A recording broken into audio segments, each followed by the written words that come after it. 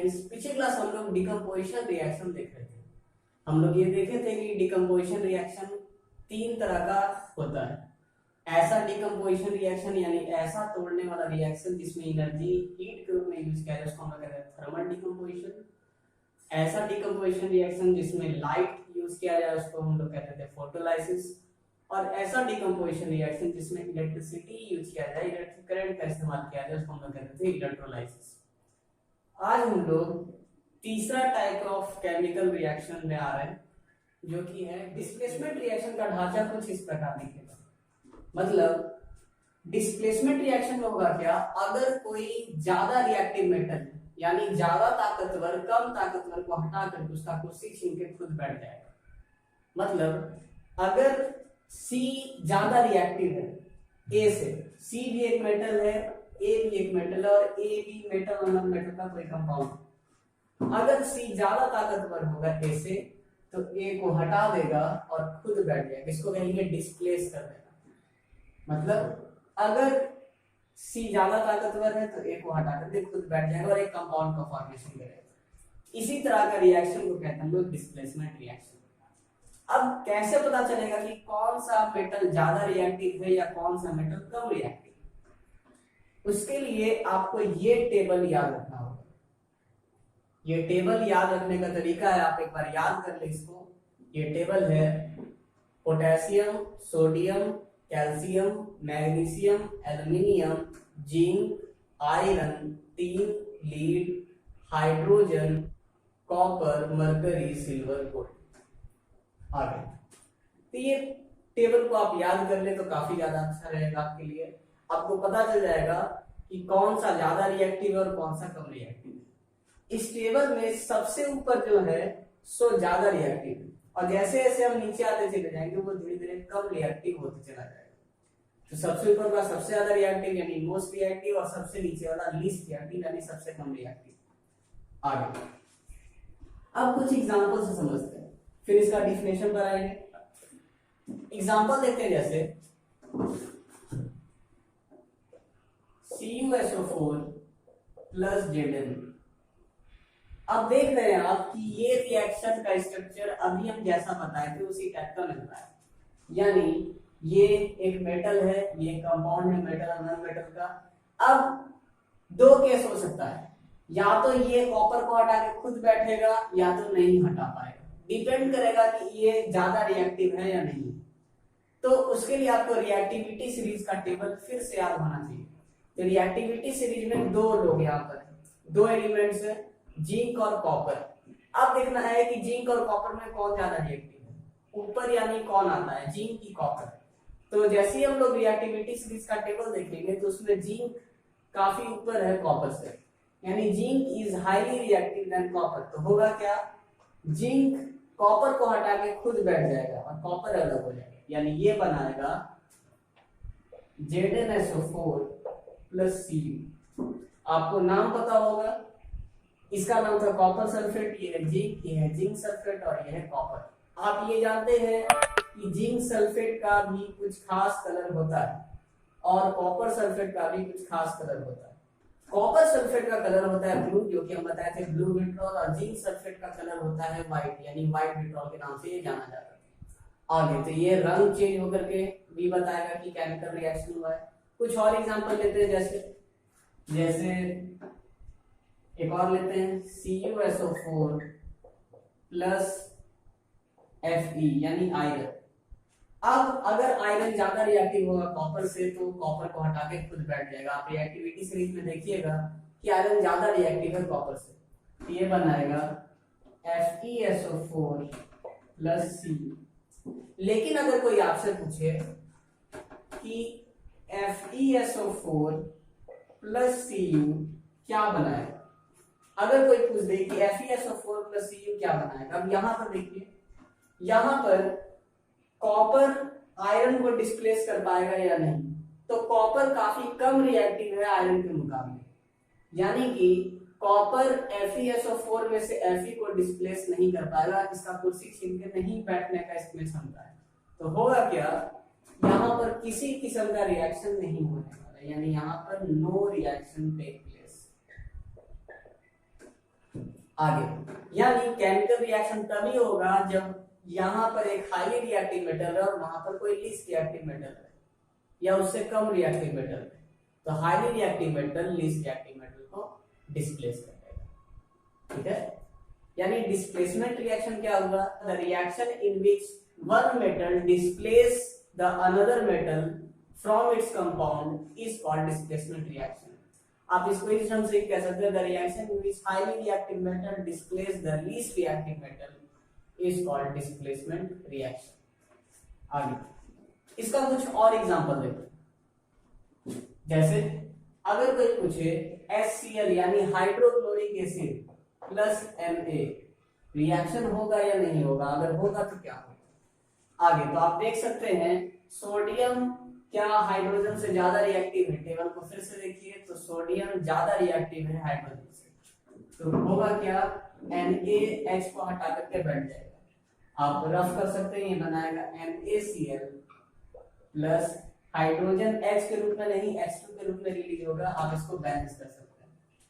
आगे कुछ और ऐसा हम लोग रिएक्शन देख सकते हैं, जैसे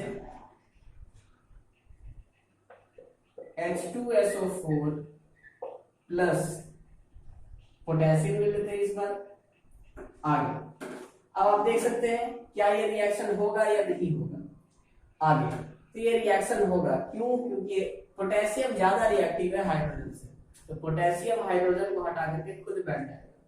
अब ये बनाएगा क्या वो देखिए, आपको हम बोले थे याद करने के लिए कि SO4 का वैलेंसी होता है -2 और K यानी पोटेशियम का वैलेंसी होता है +1, इसका हो गया 1 और SO4 का हो गया -2, प्लस माइनस से रिएक्शन होगा, इसके पास 2 आ गया और इसके पास 1 आ गया, ये बनाएगा K2SO4 प्लस, अब हाइड्रोजन अलग हो जाएगा plus H2।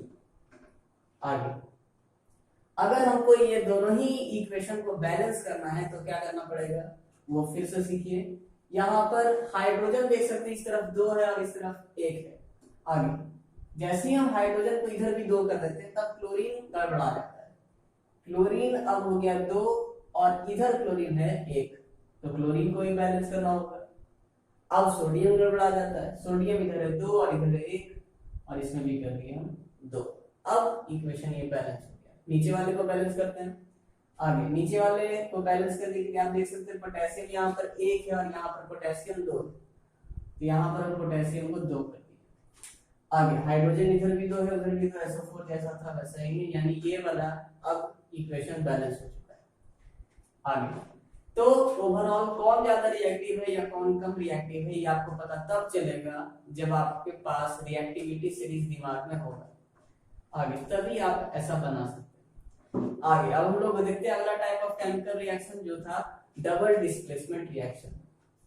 Double displacement reaction का स्ट्रक्चर कुछ इस प्रकार का होता है। ये रिएक्शन आपको कुछ इस ढंग से दिखेगा, जैसे AB + CD gives, अगर A कोई मेटल है, B कोई नॉन मेटल है, उसी प्रकार C कोई मेटल है और D कोई नॉन मेटल है, तो डबल डिस्प्लेसमेंट में होगा एक्सचेंज, यानी ये उसके पास चला गया तो ये उसके पास चला गया। ठीक है, इसमें एक्सचेंज ऑफ आयन होता है, यानी चार्ज पार्टिकल का एक्सचेंज होता है। मतलब समझिए अगर A कोई मेटल है यानी प्लस वैलेंसी वाला है और B कोई नॉन मेटल है यानी माइनस वैलेंसी वाला है, C उसी प्रकार कोई मेटल है और D कोई नॉन मेटल है। आगे तो A पकड़ लेगा उधर साइड का नॉन मेटल को, यानी A D से कंबाइन करेगा बनाएगा AD, तो B जो है और C जो है सो आपस में कंबाइन हो जाएगा तो ये बनाएगा CB। क्योंकि मेटल आगे लिखते हैं नॉन मेटल बाद में लिखते हैं, तो इसका स्ट्रक्चर कुछ ऐसा दिखेगा। आगे यानी डबल डिस्प्लेसमेंट रिएक्शन में क्या होता है, आयंस का एक्सचेंज होता है। आगे इसका एक एग्जांपल हम लोग फॉर्मेशन ऑफ प्रेसिपिटेट में हमने बताया। आगे आपको याद होगा फॉर्मेशन ऑफ प्रेसिपिटेट में एग्जांपल क्या था। फॉर्मेशन ऑफ प्रेसिपिटेट का एग्जांपल था when potassium iodide react with lead nitrate. ठीक है, पोटेशियम आयोडाइड जब लीड नाइट्रेट से रिएक्ट करता है तो क्या होगा, तो potassium iodide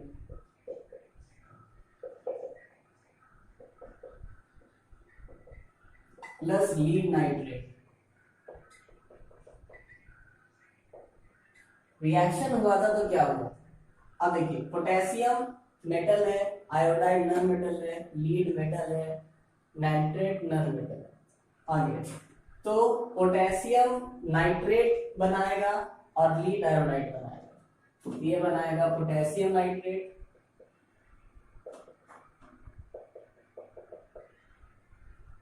plus lead iodide. आगे आपको याद होगा प्रेसिपिटेट फॉर्मेशन का एग्जांपल जो हमने बताया था, व्हेन हमने बताया था potassium iodide react with lead nitrate solution then yellow precipitate of lead iodide will form. ठीक है, लीड आयोडाइड का येलो रंग का प्रेसिपिटेट फॉर्म होता है, ये आपको येलो प्रेसिपिटेट के रूप में दिखेगा। अगर हम लोग इसको सिंबल में देखें तो क्या होगा, तो पोटेशियम आयोडाइड, पोटेशियम का सिंबल होता है के और आयोडाइड का 1। आपको याद होगा क्लोरीन, फ्लोरीन, ब्रोमीन, आयोडीन ये सब का वैलेंसी 1 होता है, -1। क्लोरीन, फ्लोरीन, ब्रोमीन, आयोडीन ये सब का वैलेंसी -1 होता है। आगे तो potassium iodide plus lead nitrate, lead का सिंबल होता है Pb, वही नाइट्रेट का सिंबल होता है NO3। आगे नाइट्रेट का भी याद रखिएगा, नाइट्रेट का भी वैलेंसी -1 होता है, वही लीड का वैलेंसी +2 होता है। आगे तो लीड का -1 इधर आ गया, 1 लिखे चाहे ना लिखे, लेकिन इसका 2 उधर चला जाएगा। आगे तो when potassium iodide react with lead nitrate then will form, तो ये बनाएगा पोटेशियम नाइट्रेट। अब रफ कर लेते हैं हम लोग, तो रफ करने के लिए पोटेशियम और नाइट्रेट यानी NO3, पोटेशियम का सिंबल पोटेशियम का वैलेंसी है 1 और नाइट्रेट का वैलेंसी है 1, तो 1 ये बनाया KNO3 प्लस। आगे अब ये लीड आयोडाइड बनाएगा, तो लीड आयोडाइड क्या बनेगा, तो Pb आ गया, और आयोडीन के लिए ये, अब इसका 2 इधर चला गया, इसका 1 इधर चला गया, नहीं बनाएगा PbI2। आगे तो यही एग्जांपल था फॉर्मेशन ऑफ प्रेसिपिटेट। जैसे हाइड्रोक्लोरिक एसिड यानी HCl plus sodium hydroxide NaOH reaction करके क्या बनाएगा। आगे आपको ये जानकारी होना चाहिए कि हाइड्रोक्लोरिक एसिड ये एक किस्म का एसिड है और सोडियम हाइड्रोक्साइड एक किस्म का बेस है, और एसिड और बेस आपस में रिएक्शन करता है। आगे खैर अब हम पहचानते कि इसमें कौन कौन सा आयन मिला हुआ, इसमें 2 प्रकार का आयन मिला हुआ है, एक हाइड्रोजन और एक क्लोरीन, और इसमें भी 2 प्रकार का आयन मिला हुआ है, एक सोडियम और एक हाइड्रोक्साइड। हाइड्रोजन का वैलेंसी +-1 होता है, यहाँ पर प्लस है, क्लोरीन का -1 है, सोडियम का +1 होता है और हाइड्रोक्साइड का -1 होता है। ऐसा केस में एक्सचेंज ऑफ आयन होगा, ये उसके पास चला जाएगा, ये उसके पास चला जाएगा, तो H जाएगा इसके पास, OH के पास, और सोडियम आएगा इसके पास। आगे तो बनाएगा क्या, तो Na जब Cl से कंबाइन करेगा तो ये बनाएगा NaCl। आगे प्लस H जब OH से कंबाइन करेगा तो H और OH, H और OH, H प्लस और OH माइनस आप उसे मिल करके बनाता था H2O। आगे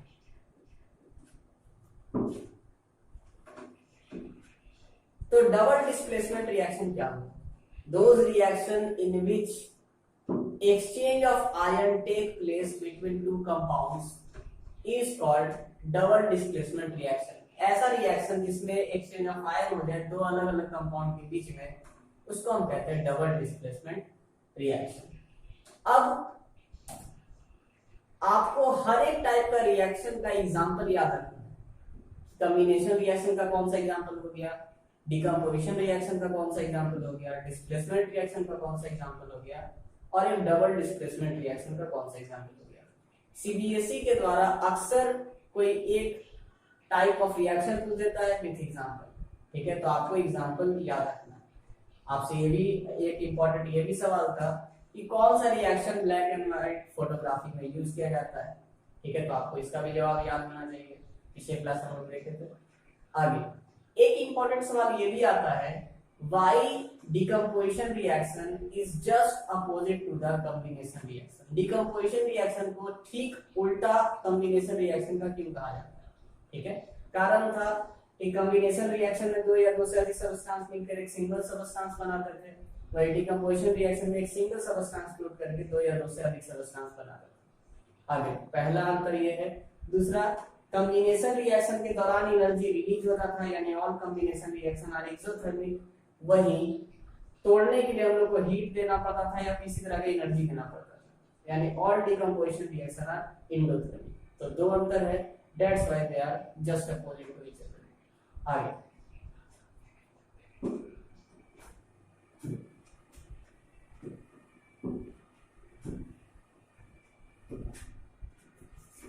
अगला तरह का हम लोग को रिएक्शन पढ़ना है, वो है ऑक्सीडेशन रिडक्शन। ठीक है, ऑक्सीडेशन रिडक्शन होता क्या है वो समझिए।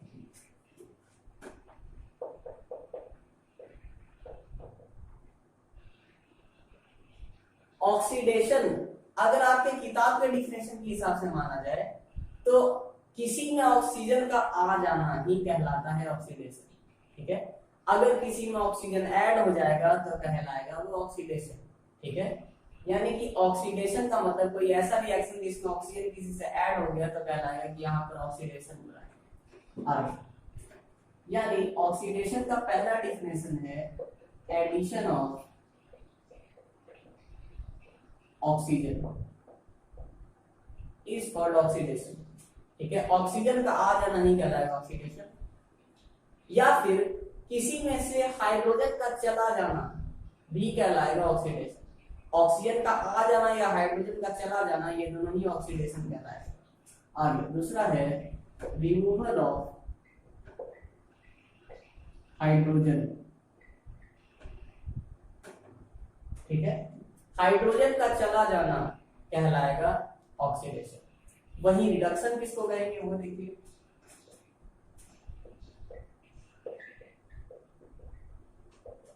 रिडक्शन ठीक इसका उल्टा होगा।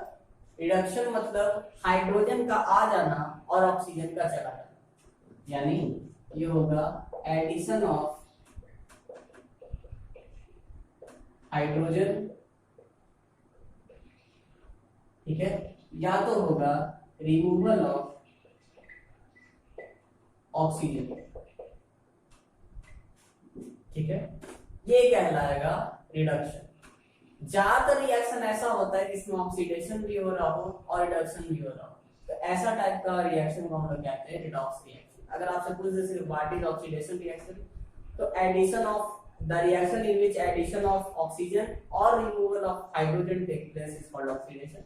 या फिर अगर आपसे पूछ दे रिडक्शन किसको कहेंगे, तो the reaction in which addition of hydrogen और removal of oxygen take place is called reduction. आगे कुछ एग्जांपल से समझते हैं, जैसे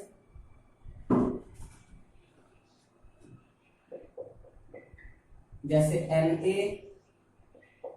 plus O2 gives. Na plus O2 क्या होगा आपको याद होगा, इसका वैलेंसी होता था 2 और इसका वैलेंसी होता था 1, तो ये होता था Na2O। अब पूरा रिएक्शन में क्या होगा, सोडियम के पास पहले ऑक्सीजन नहीं था और अब ऑक्सीजन आ गया। पहले ऑक्सीजन नहीं था, अब ऑक्सीजन आ गया, तो ऑक्सीजन का आना क्या कहलाएगा, तो ऑक्सीजन का आना कहलाएगा ऑक्सीडेशन।